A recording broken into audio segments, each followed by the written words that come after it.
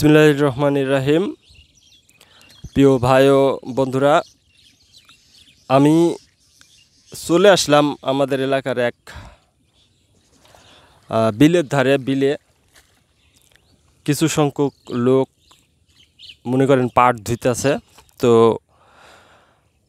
পাট ধুইতেছে এই বিলে এর আগে অনেক পানি ছিল, অনেক মাছ চাষ হইতো বা সব সময় পানি থাকতো। এখন পানি নাই, খরা হয়ে গিয়ে বিলটা শুকিয়ে গিয়ে এখন মানুষের খুব সমস্যা।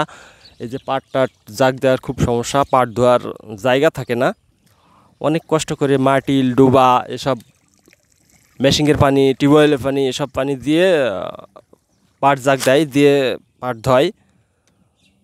তো কিছু পানি হয়েছে, এজন্যই দেখা যাচ্ছে যে পাট কিছু জাগ দিয়েছে, দিয়ে ধুইছে। তো সেরকম একজন আমার ভাইয়ের সঙ্গে কথা বলবো, পাট চাষি।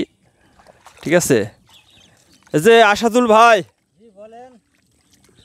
এই যে পাট ধুইতেছেন, তো কতটুক পাট দিয়েছেন মাঠে বিলে? পাট অল্প দিয়েছি, ওই মানে 15-16 কাঠা মতন ধুইছিতে। এখন দেখা যাক কীরকম লাভবান হওয়া যায়। পাট তো এখন খরচ খরচা বেশি, পাটে পুঙ্গায় 1 কলা বাঁশ তেল যাইছে, 500 টাকা খেপানি খরচ, 600 টাকা ধোয়া খরচ, আর 900 টাকা হলো মাটিল খরচ। এখন দেখা যাক কি হয় না হয়, না হলে এ আবাদ আর করা যাবে না, এ আবাদে লস। হ্যাঁ, আচ্ছা, এই আবাদে লস চাষির যাইছে বলে নাকি? তো মুনিশের হাজিরি বেশি, ধোয়া খরচ বেশি, ঠিক আছে। আবার হচ্ছে পাটের দামও তেমন একটা ভালো না, কম। তো কটুকি পাট বিনেছেন? ওই 18 কাঠা। 18 কাঠা। তো কত টাকা হতে পারে বেশি? ওই 12-13 হাজার টাকা হতে পারে।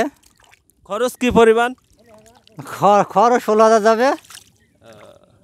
খরচ 16,000 আর হবে 12,000। তো তাহলে তো আরো লস হয়ে গেল। তো যাই হোক, এখানে আসাদুল ভাইয়ের সাথে কথা বললাম। তো পাটের খুব সমস্যা, পাট ধোয়া। হ্যাঁ, দাম দাম কত টাকা মন পাটের এখন? হ্যাঁ, তো পাট ধুই তো বিক্রয় করবেন, তো পাটের কি দাম কি এখন পাটের? ওই 2,000। 2,000, তাই না? সেরকম ব্যাপারে ট্যাপারে ভালো পাওয়া যাচ্ছে? ওই ডাইকে নিয়ে আসতে যে ব্যাপারীকে বাড়ির থেকে। তাই? হ্যাঁ।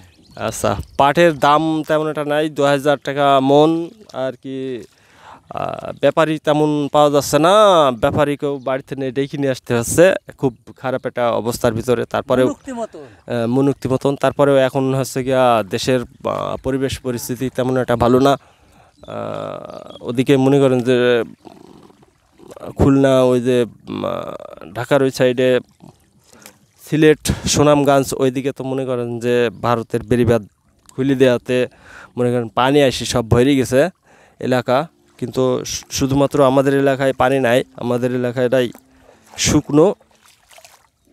বাংলাদেশের মধ্যে আমাদের এলাকাটাই সবচাইতে উঁচু। আমাদের এলাকায় পানি উঠলে মনে করেন যে আর বাংলাদেশ জীবিত থাকবে না, ঠিক আছে। আমাদের মেহেরপুর, চুয়াডাঙ্গা, কুষ্টিয়া, যশোর এগুলি খুব উঁচার ওপরে, এজন্যই আমাদের পর্যন্ত পানি পৌঁছায় না। যদি বা পৌঁছায় তাহলে কিন্তু সবার দ্বারে পৌঁছায় দেয়। তো যাই হোক, মাঠ আপনাদের দেখালাম, পাটের চাষির সঙ্গে কথাও বলালাম। এই যে বিলের ভিতরে পানি হয়েছে, তো খুব স্যান্ডেল ম্যান্ডেল ওপরে থুয়ে আসছি, মানে খুব খারাপ অবস্থা, এজন্য সিম্পলভাবে চলে আসছি। তো ভিডিওটি যদি ভালো লাগে তাহলে আপনাদের সাপোর্ট ও ভালোবাসা চাই। আজকে এ পর্যন্তই থাকলো, আবার অন্য প্রসঙ্গে দেখানো হবে।